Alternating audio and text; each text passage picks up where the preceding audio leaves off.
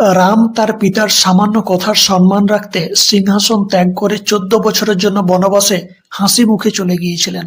তার কাছে সিংহাসনের থেকে পিতার আদর্শ রক্ষাই ছিল প্রধান কর্তব্য। রাম চাইলে সিংহাসন দখল করে রাজা হয়ে থাকতে পারতেন, কিন্তু তার কাছে মনে হয়েছিল পিতার আদর্শ রক্ষার জন্য তিনি বনে থেকেও রাজার মতনই থাকবেন। ইতিহাসের পাতা উল্টালে আমরা দেখতে পাই আরেক রাজাকে, যার নাম অজাতশত্রু। ইনিও রাজা ছিলেন, কিন্তু ইনি রামের ঠিক উল্টো কাজ করেছিলেন। মগধের সিংহাসন দ্রুত পাওয়ার লোভে ইনি নিজের পিতাকে কারাগারে বন্দী করেন এবং তিলে তিলে তিনি তার পিতাকে মৃত্যুর মুখে ঠেলে দেন।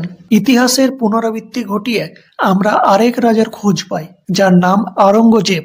তিনি নিজের পিতা শাহজাহানকে আগ্রার কেল্লাতে 8 বছর বন্দী রেখেছিলেন এবং ভাইদের হত্যা করে সিংহাসন দখল করেছিলেন।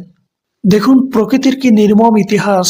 রাম পিতার আদেশে বনবাসে গিয়েও আমরা রামকে মর্যাদা পুরুষোত্তম বলে থাকি, রামকে ভগবানের মতো পুজো করি।